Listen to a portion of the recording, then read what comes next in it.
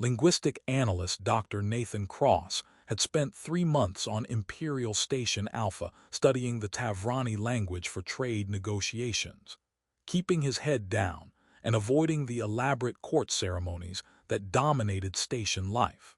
He was exhausted from another sleepless night wrestling with complex grammatical structures when he was summoned to the Imperial Wing for cultural consultation, vague enough to be terrifying. He arrived disheveled, caffeinated beyond reason, and distracted by the linguistic puzzle he'd been working on.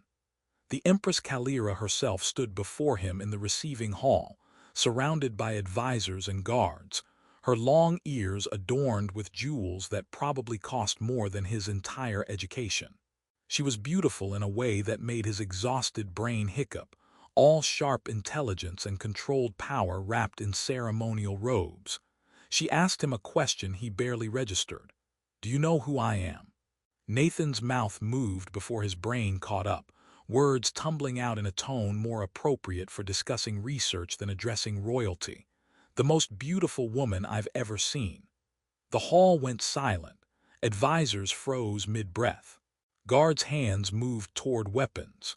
Nathan's brain finally caught up to his mouth and realized he just called the Empress of the Tavrani Empire beautiful. Not "Your Imperial Majesty," not the eternal flame of Tavrani, just beautiful. Like she was a person instead of an institution. The Empress trembled, actually trembled, and her long ears flattened against her skull in what Nathan had learned signaled either fury or shock. Then she whispered something that sounded like confession. "No one has ever said that to me." What Nathan expected was immediate arrest or execution. What he got was far more terrifying. The Empress stepped closer, her eyes searching his face with intensity that made him want to disappear, and repeated those words. "No one has ever said that to me," like they explained everything and nothing simultaneously. The words were soft enough that only Nathan and perhaps the nearest guards heard, but they carried weight that transformed the room's atmosphere from hostile to utterly confused. The Empress's chief advisor, Lord Chancellor Vex, immediately began damage control, suggesting the human was clearly exhausted and meant no disrespect, that cultural misunderstanding should be forgiven. But the Empress silenced him with a gesture and issued an order that made Nathan's stomach drop.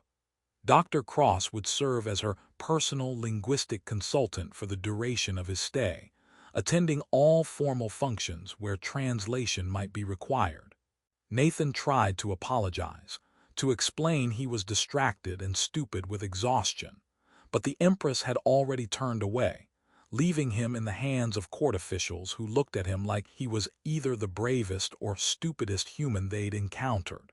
Over the next days, Nathan learned the depth of his mistake. The Empress hadn't been called beautiful in over a decade, not since she took the throne after her father's death and became symbol rather than person. Court etiquette demanded she be addressed by title and function, never by personal qualities. Nathan's casual compliment violated protocols so fundamental that most courtiers didn't know anyone could be that reckless.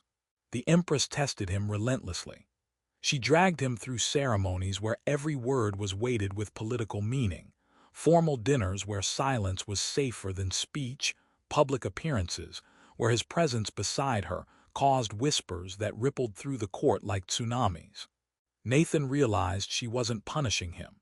She was testing whether his honesty was genuine or performance, whether he'd crumble under scrutiny or maintain the reckless authenticity that made him call her beautiful instead of imperial. During a particularly grueling state dinner, Duke Thuron made his move, asking publicly what qualifications a human linguistic analyst could possibly have to serve the Empress personally. It was a trap designed to embarrass both Nathan and the Empress by association. Nathan could have given careful diplomatic answer, could have deferred to the Empress's judgment, could have minimized his own role. Instead, exhaustion and frustration made him honest again. "Apparently I'm qualified because I see the Empress as person before I see her as institution, which seems to be rare skill in this court." The silence was deafening.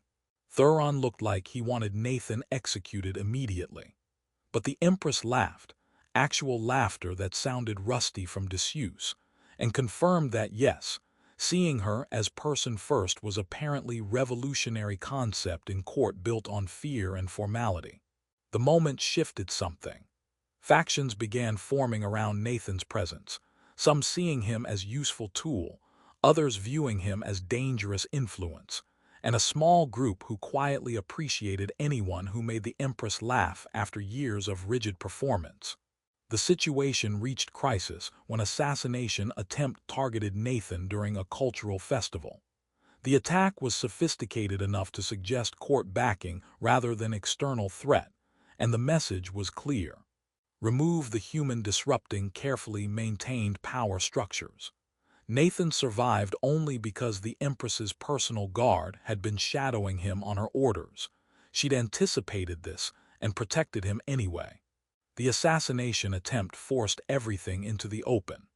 The Empress convened emergency council meeting where she addressed the court with brutal directness about the cost of her position.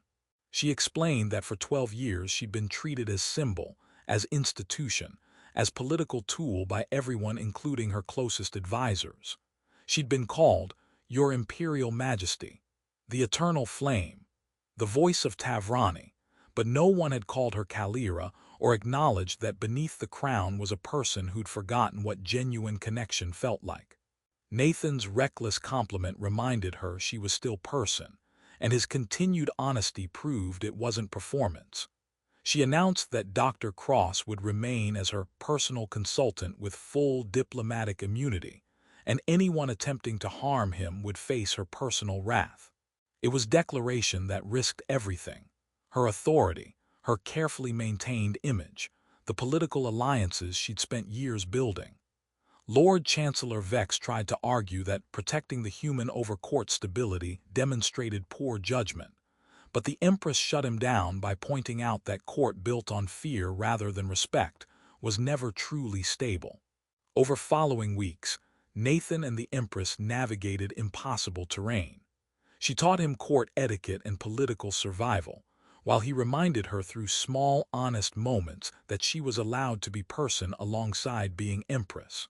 They developed partnership built on vulnerability she'd never permitted herself before. She admitted the loneliness of power, the exhaustion of being symbol rather than human, the terror of choosing between throne and genuine connection. Nathan admitted he was completely out of his depth, but figured being honest disaster was better than being perfect facade. Their relationship never became formally romantic. The political cost would be too high, but it became something deeper. Genuine friendship built on seeing each other truly.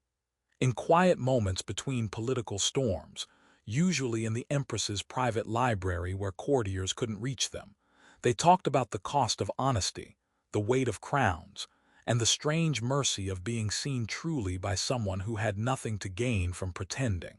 The Empress admitted that Nathan's exhausted compliment changed her reign more than any policy, because it reminded her that power without personhood was just elaborate prison. Nathan